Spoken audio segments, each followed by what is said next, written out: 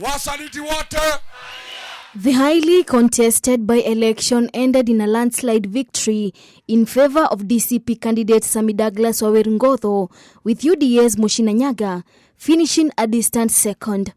Yet, beyond the numbers, it is the political message behind the outcome that has captured national attention. Wewe Kasongo, nilikupatia onyo. Ngotho won on the ticket of a relatively new political party, DCP, with no record in government and little public discussion around its manifesto.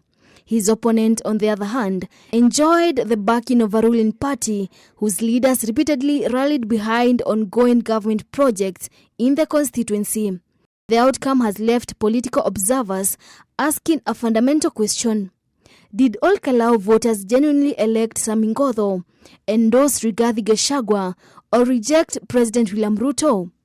Na uchaguzi iko pale Ol Kalou sio ya Mchina na Kamau, sio mashindano ya UDA na DCP, ni mashindano ya William Ruto na community ya Mlima Kenya. That is the contest. Analysts, however, offer differing interpretations.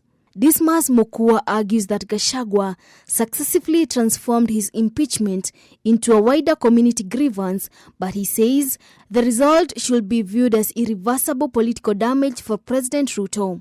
It was not necessarily a vote of confidence in Mr. Rigathi Gachagua, but a vote of no confidence in President William Ruto.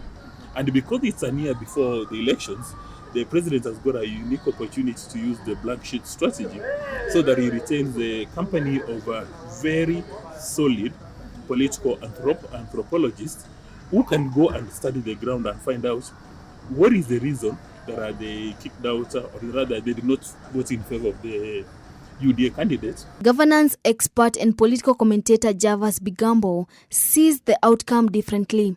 There was the demonstration of primitive organization of politics in Mount Kenya around tribal grouping and interest. And this is driven by Rigathi Gachagua's opposition to President William Ruto and the UDA party. In fact, when you would listen to Rigathi Gachagua and even Senator Matthew, the clear thoughts were selling fear and hatred and animosity against UDA and President William Ruto.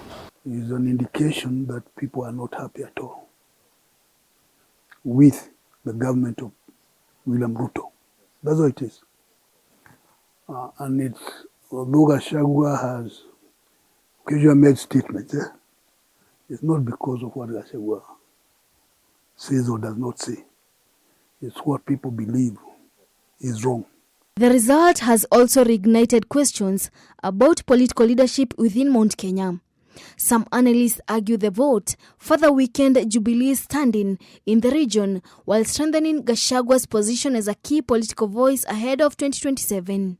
Garnering 198 votes in Ol Kalou, yet the late Kiaraho was a member of parliament elected on the Jubilee ticket. So it means that while Matiang'i is the deputy party leader of Jubilee, he seems politically inconsequential in the Mount Kenya region. Beyond the region, opposition leaders are now attempting to turn the by-election into a national political strategy. Mimi nataka mkue kama wale watu wa Ol Kalou. Mnajua Ol Kalou? The Ol Kalou by-election will not have a domino effect outside Mount Kenya. It will not have a domino effect in Nyanza. It will not have a domino effect in Nairobi. It will not have a domino effect in Rift Valley. It will be by far less consequential. And that is where the debate over the significance of Ol Kalou becomes more complicated. While opposition leaders see the result as evidence that President Ruto can be defeated in 2027, analysts point out that presidential elections are shaped by coalition building, shifting alliances, and regional interest. There is any moment in the history of our country that one term has become a reality is out of Ol Kalou results. If there was any doubt that William Ruto is not going home? Ol Kalou has answered that question. For the political elites, their interests are always harmonized and united as long as their collective needs are threatened. And so, no one should imagine that the united opposition, so-called, will remain thus united through 2027. It is possible that by April, latest, of 2027, or even May, we are likely to see close to half of parties and members within the united opposition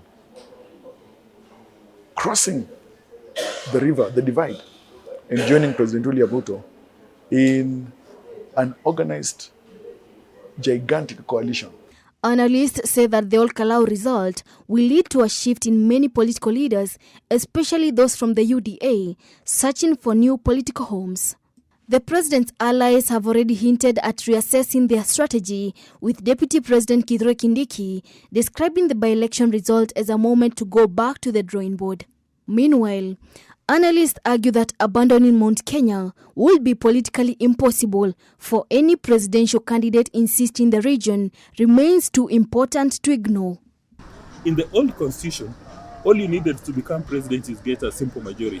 But under the new provision, one of the key pillars before you are declared a winner is obtaining 50% plus one.